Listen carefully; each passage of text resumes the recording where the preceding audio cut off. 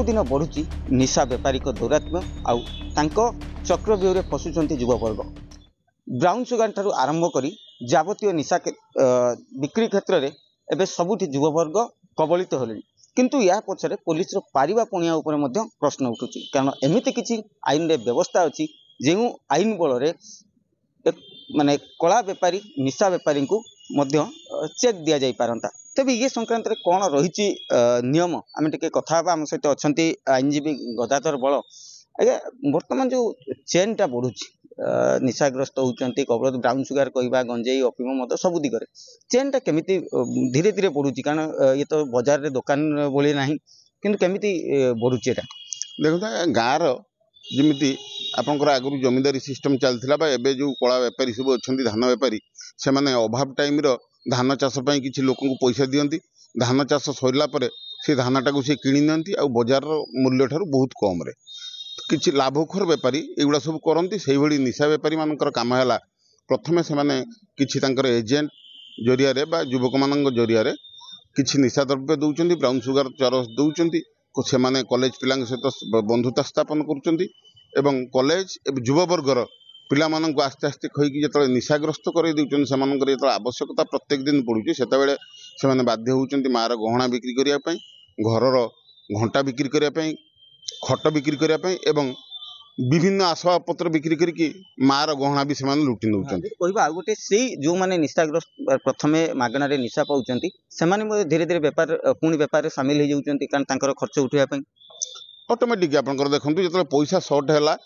गोटे निशाग्रस्त लोक सी सबकि करें आप निशार थी देखते केते बड़ क्राइम सब हो बड़ बड़ क्राइम जिते हो सब प्राय निशाग्रस्त युव समाज प्राय आउ निशा से बाध्य करे किसी क्राइम करने से निशाग्रस्त अवस्था निज बापा माँ को भी चिन्ह पारती ना। विभिन्न आईन व्यवस्था अच्छी जो कहले एनडीपीएस एक्ट गोटे मिनिमम क्वांटिटी अच्छी आ गोटे मैक्सिमम क्वांटिटी जोटा कहुच्छे तो प्राविधान या कौन अच्छे आईन व्यवस्था कौन माने कौन अच्छी जो निशा बेपारी को रोक दवाई देखो आज्ञा मिनिमम क्वांटिटी गोटे अच्छी मीडियम क्वांटिटी गोटे अच्छी आ गोटे लार्ज क्वांटिटी बा मैक्सिमम क्वांटिटी आपंकर जदि देखिए कोर्ट माने साधारणतः मिनिमम क्वांटिटी प्राय गोटे दी दिन भितर दे दौरान मीडियम क्वांटिटी हेल्ले किछि दिन रोचंती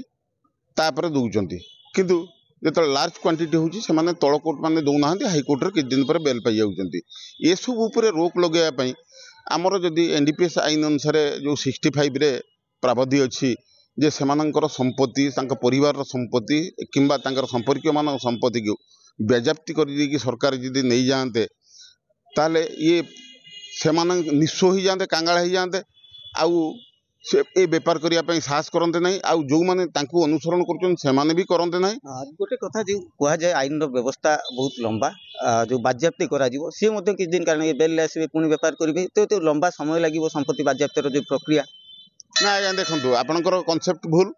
सेटा सेक्शन 65 अनुसार धरवार मसे भितर से माने central revenue divisional commissioner Kolkata पाखे से आवेदन करेंगे सी भी मसे भितर ये केस सारिया बाध्य हे आउ से निर्देश देवे जे तुरंत बाज्याप्त करेंगे समय नहीं 2 मासर कथा। ये दायित्व कहार केवल माने सेटा